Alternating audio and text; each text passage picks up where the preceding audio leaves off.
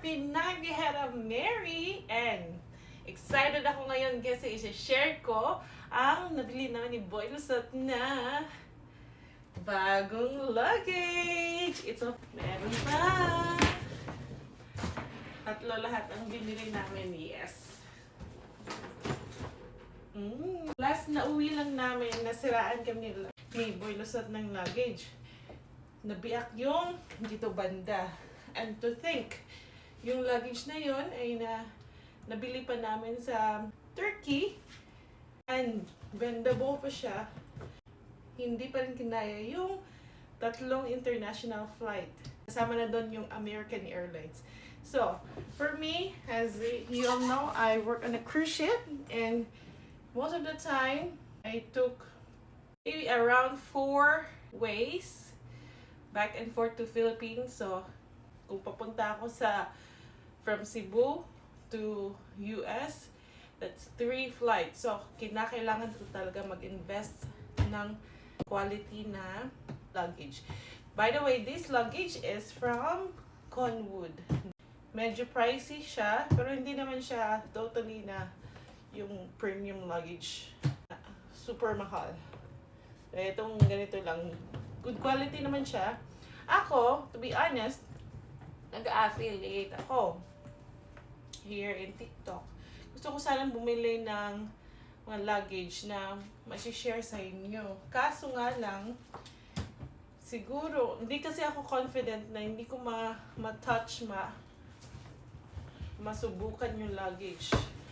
So, ipapakita ko bakit ko gusto bumili na personal talaga. Sa personal talaga. Kasi gusto kong i-test kung gaano siya ka-bendable. Oh, nabibend yan. Look. Gaano ka-bendable.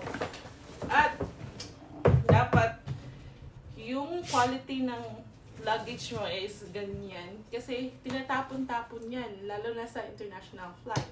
Lalo na sa American Airlines. No? Pag tumaan talaga yan doon, ay, syempre, sabog talaga yan. Yung dalawang luggage namin, good quality talaga, yung anong tawag to? Gabbiano. I like Gabbiano. Nakasurvive na to ng maybe 4 years sa akin. Or 5 years. Kita ko sa ito. So, ito yung ganda talaga. Bendable din.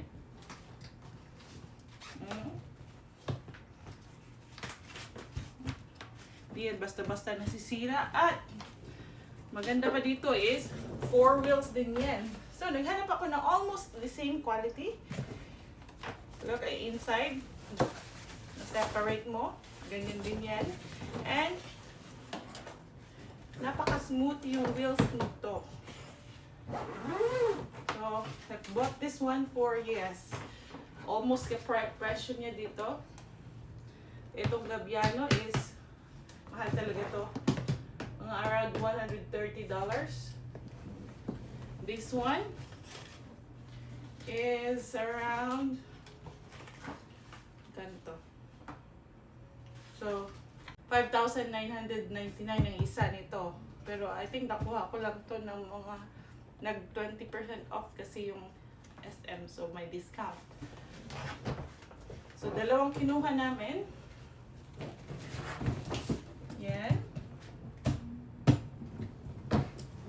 So, mayroon akong isang Gabbiano, yung black, at isang ganito. Kay Boy Lusot naman, isang Gabbiano din niya na suitcase, and then this one.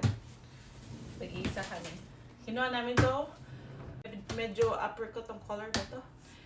Kasi mas madaling hanapin sa baggage collection. And ito rin.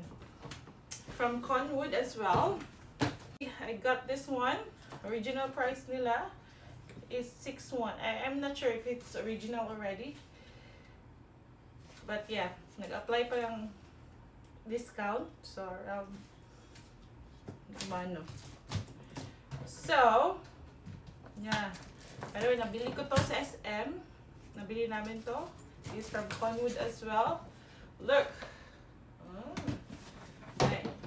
Bumili ako kasi kailangan ko yung laptop compartment. Yes. And one side opening lang siya. Hindi siya na-open dito. Pero na-extend. This one is for ma-extend lang siya. Oh. Ang opening niya talaga is right here. May zipper pa siya. Pero maganda guys, makapal. Makapal ang tela. Oh, makapal ang tela niya dito.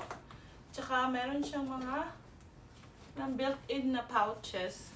Here, I have 14 inches MacBook Pro. So, pag nilagay ito dito, kasyang-kasya. Eh, sabi, 16 inches daw to. So, look at that. Oh, tapos, dito banda, yung mga charger niya, extra. And, pwede pa ako maglagay ka. Sinukat ko kanina yung iPad ko. Kasyang-kasya pa dito.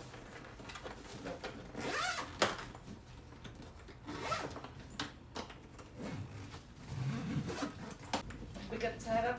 Wala pang laman. So, gustuhin ko man na bumili sa online at i-share sa inyo. Pero, masasayang lang din kasi ayaw kong sumugal ng medyo budget talaga na luggage kasi marami na akong nakita ng mga seafarer and also other passenger na wala. Wasak-wasak yung luggage nila to the point na hindi na magamit, maghihila ka na walang gulong, ikaw din mahihirapan. So, we have 4 luggages. Imagine nyo, may isa lang dyan na masira, walang gulong, hirap na kami. What if, pagdating mo sa airport, dyan pa masira, or kalagitnaan ng flight mo where you have to take it out, and then, i-check in mo ulit. Nakita mo, basag yung luggage mo. So, anong gagawin mo? Saan ka bibili ng luggage? Sa airport na mas mahal, mas hassle pa. So, kung magta-travel ka lang siguro sa malapitan lang, at di talaga traveling yung trabaho mo, involves traveling, then, yes, bili ka ng yung medyo sa online, kung di ko naman nilalahat. May mga good quality naman sa online. Ang problema lang, for me, ay hindi ko makikita in person. So, hindi trusted. Okay nga, gagastos ka ng 5,000, sabihin mo, matibay yan, online. Pero dumating sa'yo, sira din. So, less hassle, makikita mo talaga, walang scratch, pagbili mo, at gagamitin mo talaga palagi. So, invest in a good one. Alright? Para less hassle. Mafe-feel mo rin yan. Halimbawa, seafarer ka, or you're traveling for work, often, multiple times per year, then, yes, you really have to invest in a good suitcase or luggage like this. Okay?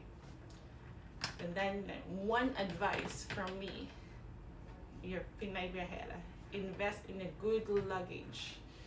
It makes your life easier. Alam nyo ba, ang maganda pa dito, since nabili namin to sa SM, may 3 years warranty. So, in case masira siya, so, i-repair nila. Diba? Masulit yun, kaysa bibili ka sa kung saan na hindi quality, syempre gagastos ka ng 2,000 to 3,000.